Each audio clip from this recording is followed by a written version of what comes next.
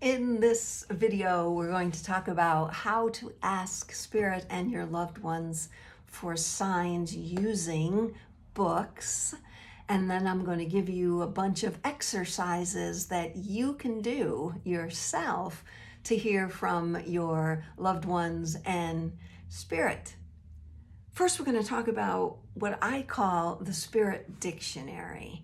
Many years ago, I had a friend, her name was Diane, and she used to use this really old, really large, something like this. It was a collegiate Merriam-Webster dictionary, but it was big and it was old.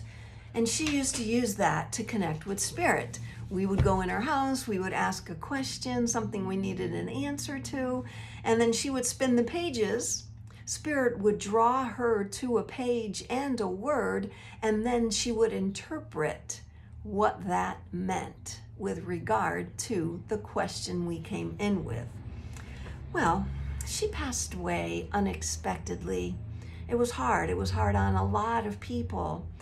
And her husband, on the night of her crossing, asked me if I could go to the house and feed the cat because he was going to stay with friends. And I said, absolutely. I go to the house and I see her magic dictionary, and I said to her in spirit, I'm going to use it. Is it okay if I use it? And I felt her say yes. So I picked it up and I spun the pages and I asked for a sign, a word for how all of us were feeling. I don't remember the word, but it was big. It was a powerful word, and I shared it with all of our friends. And then that night, as I'm driving home, I asked her to send me a song on the radio, and the first song that came on was Freebird. If I stay here with you, things will never be the same, that song. And I bawled all the way home, and I knew that was a sign from her because she had just crossed and she had sent me some beautiful messages. Moving forward after that, I found my own, I called them at the time magic dictionaries. I now call them the Spirit Dictionary. I found a magic dictionary at a place I used to work at, a health institute I worked at, synchronistically just happened upon it. That was pretty cool.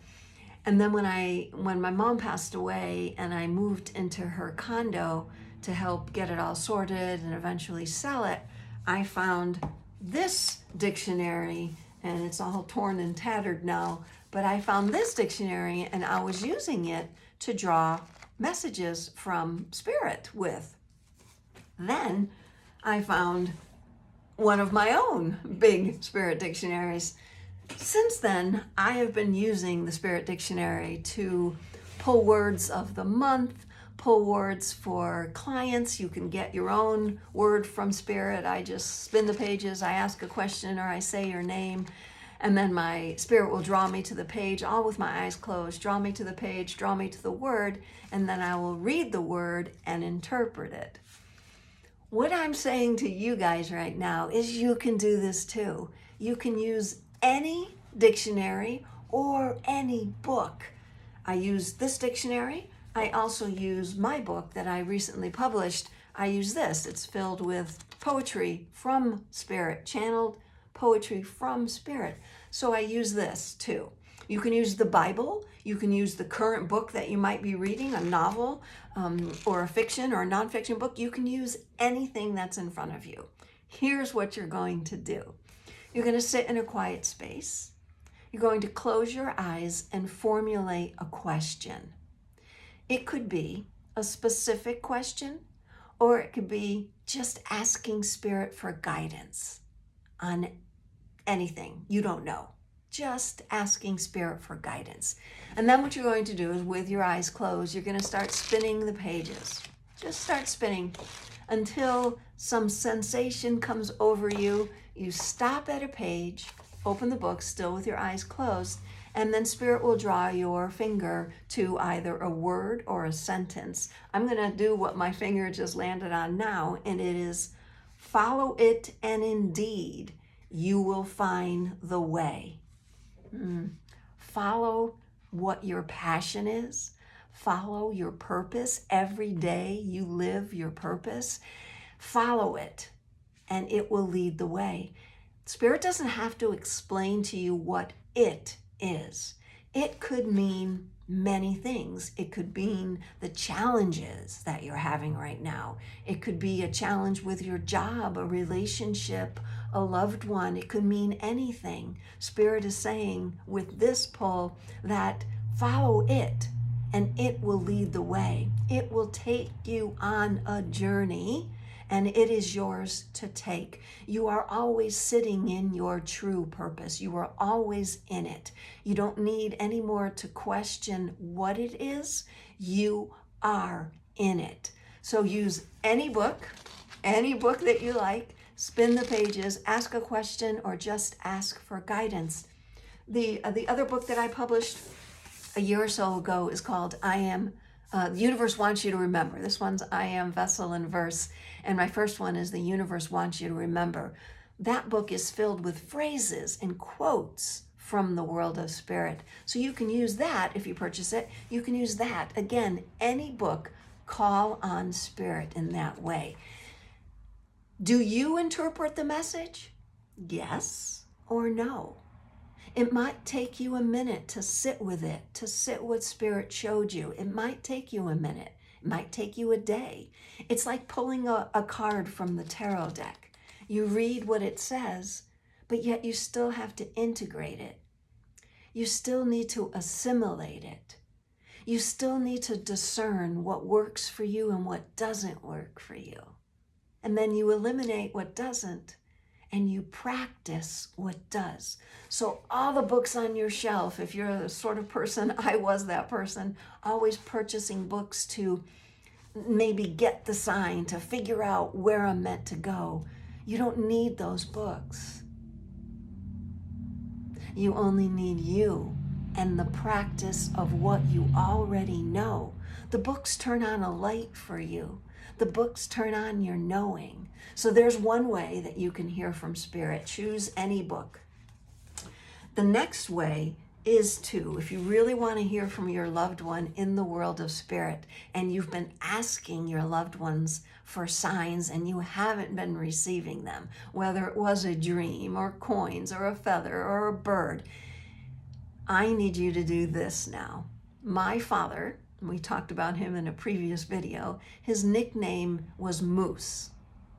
And Moose, in the world of spirit, what he does now is he gives classes to all the loved ones in spirit on how to send messages to your loved ones in the physical world.